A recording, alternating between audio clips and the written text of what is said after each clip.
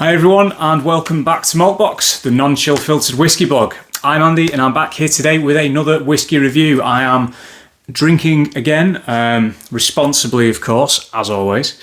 So, I've got a few, because I'm going to be recording a few videos today. By the time you watch this will be the first of 3 videos I've recorded, because I'm going away in a couple of weeks. I just want to line a few up to make my life a little bit easier. The first whiskey that I'm going to be reviewing is quite exciting in a way, because I've not even tried this yet. I'm going to be trying it with you. And it's not Scotch, it's not Irish, it's not American, it's from Wales. It's not Penderyn. Penderyn have been at the forefront of Welsh whiskey production for a number of years. This is from the Aber distillery. And this is their, if I move the little tag out of the way, this is their sort of general release, their inaugural general release, as it says there, 2021 whiskey release. It's a very fetching bottle, a lot of Celtic gubbins on the front. So this is a bottle at 40%. I believe it to be non-chill filtered. I don't know about natural colour. It doesn't tell me anywhere on the label, or does it tell me in here? Should we have a look in here? It's reassuring a little bit that it comes with something that contains some, hopefully, information. So our whiskey is distilled, aged and bottled in Wales using 100% of Welsh malted barley and rock filtered water from the famous Aber.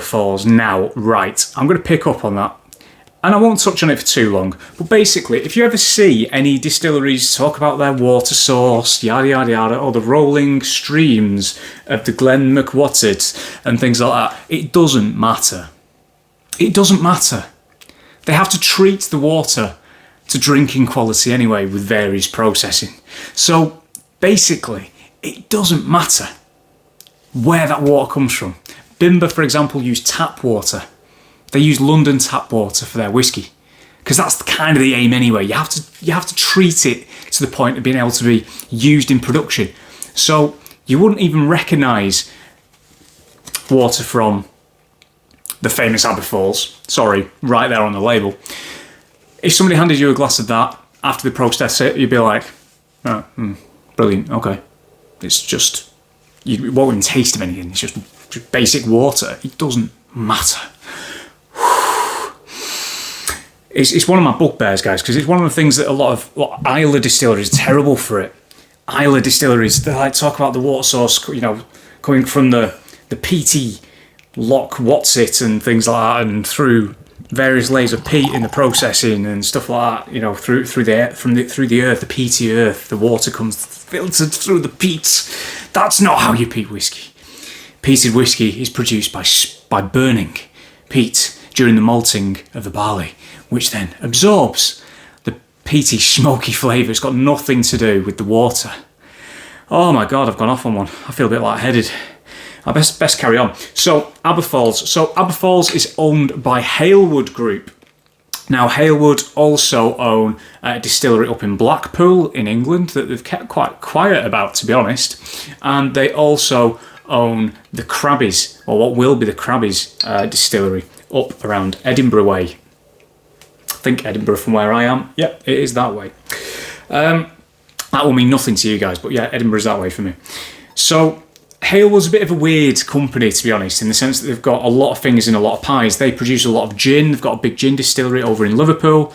They produce a lot of other spirits as well. They produce a lot of things like rums and liqueurs, and they have an entire product range under the Peaky Blinders name. Now, Peaky Blinders, in case you haven't seen it, is basically a 1920s Birmingham gangster series. Very dark, very gritty, but they've latched onto it, and they're just flogging it to death. Everything's Peaky Blinders. There's a Peaky Blinders mango liqueur, and I've said this before, but the dour, kind of industrialist, grim nature of 1920s Birmingham doesn't exactly scream mango liqueur to me. Back onto Aber Falls. So there was an inaugural bottling that was 46% non-chill filtered natural colour and all that gubbins. This doesn't tell you. This is 40%. As you can see, this is the first time anything has come out of it. I took the plastic off prior to the recording because I just didn't want it to get into my new microphone, because I don't know, hopefully you can hear me, but this is a new microphone that I'm using external to my phone. So hopefully you can hear me nice and clear. But Yeah, so I mean, you're going to be looking at young spirit here. You are going to be looking at probably 3 years old, are you? Possibly 4 as a maximum. So in the glass, I mean, again, I can't confirm. From the bottle, I am working from the bottle. I'm not looking at whiskey base while I record this. So it's gold of some description. It could be natural, it could not be. On the nose. Okay. Now, quite a few people that I've seen try this previously, I've tried to keep out of it because I've not tried it yet, have said don't go into it thinking of it as Welsh whiskey or something, you know, of its own ilk. This is different in itself from Penderyn, for example. Don't use Penderyn as a yardstick, because Penderyn are pretty much one of a very limited number of yardsticks that you can use in terms of Welsh whiskey. Now, for me, the nose is really, really odd in a very good way. It reminds me in a way of a lot of Speyside whiskies, the lighter Speyside, things like maybe like your Tamnafullan's and stuff. There's some toffee in there, there's some, you know, a little bit of spice, a little bit of softness. That's what I'd say, it's quite soft. But there's also an intense wine aroma for me, like a white wine, almost like a Sauvignon Blanc. You've got kind of an exotic fruit thing going on, but you've got a lot of acid, like a lot of acidity in there, almost a tannic structure as well. I think it's just ex-bourbon casks that these have been matured in, off the top of my head.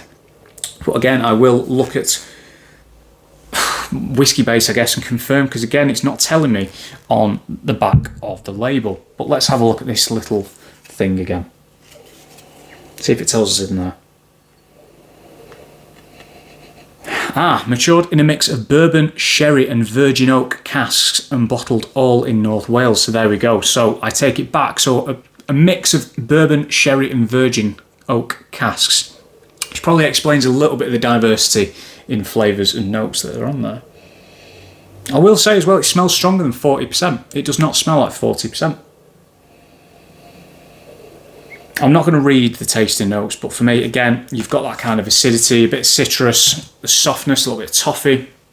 Yeah, it's pleasant. It is pleasant. In terms of on the glass, some very, very thin, barely noticeable lines going down. On the palate, here we go.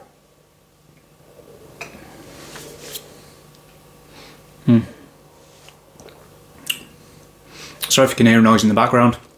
That's the wine fridge, just kicking in. Ooh, right. Yeah, going back to what I was saying before. Almost Speyside-esque. More fruits, sort of like apple kind of thing, apple crumble, pastry, custard, vanilla. Bit of spice in there, bit of nutmeg. Some real rich fruitiness going on.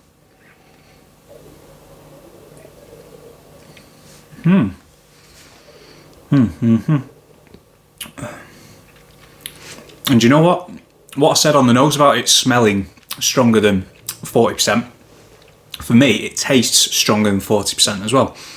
If you told me this was 46% and you gave it to me blind, I'd probably believe you. It does have a little bit behind it. The texture's not bad. It's a little bit, I'd say it's kind of a light oiliness. It's not a nice thick, luscious oiliness. It's not necessarily coating every area of my mouth, but it's coating enough to stick around for a nice, long, warming finish. Now, what I haven't mentioned yet is the RRP. So we've seen a lot of young whiskey getting released in the last 3 years, haven't we? Let's face it. I mean, in the last 12 alone, you just need to look at Lindors, Rasay. You've also had numerous Bimber bottlings, Kingsbarns, which is a bit further back, which is outside of... To me, Kingsbarns isn't a new distillery anymore. It's been going for quite a while. But ultimately, there's been a lot of young whiskey releases coming out, inaugural bottlings. Now, in fairness to Rasay and Lindors, they price theirs reasonably at about 45 quid, which is great. That is great to see. As I'm talking, that wine's kind of coming off again. That's weird. It is like I've drunk Sauvignon Blanc. Sorry. So I'm looking at Lindors and Rasay because they did things right. You know, I mean, admittedly, Bimber 75 quid a bottle is quite pricey, but there's reasons behind that, you could argue, as well as its popularity. What Aber did. So they released their inaugural bottling. That was about 45 quid. Came in a nice box and had all that thing. And what they've done is they've basically watered their next release down to 40%, reduced the strength. Again, chill filtration, natural colour. I will need to confirm that because it doesn't mention in this. This is the perfect place to do it. If you're not going to put it on the label, put it in here, in this little thing. Just still doesn't tell me. I'm like, it's useless. So the original inaugural was 45 quid. This is about £25. I actually picked this up from Amazon. It pains me to say it. I keep telling people stop buying things from Amazon, and then I go and buy something from Amazon. But because this was reduced to 20 quid within weeks of its release, I would happily spend another 20 quid for this. So for me, is this one to buy? Yes, it is. I would buy this again. It's bargainous for that money. It provides something different. It's completely different from any other Welsh whisky I've tried before.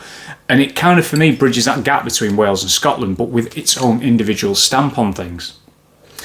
It's not a massive distillery either, so the fact that they've done this is really cool. It is really cool, because a lot of releases just sell out like that. This is clearly got enough behind it for a mass market release, because it's 20 quid on Amazon.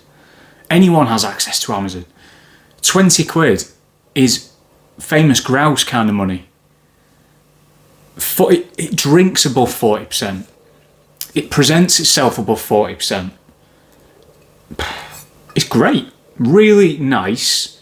And I think that's what I'd say. It's nice, which is a bit non-committal, but it is a nice whiskey. And again, just to reiterate, I would buy another one. And it is one that I'd probably recommend for the price as well. Really, really good. Good effort there. Really interesting. So, with that in mind, I'm going to box it off now. So thank you very much for watching. If you would like to subscribe after seeing me ramble for 10 minutes, please feel free to do so. I'm always appreciative of subscribers, etc.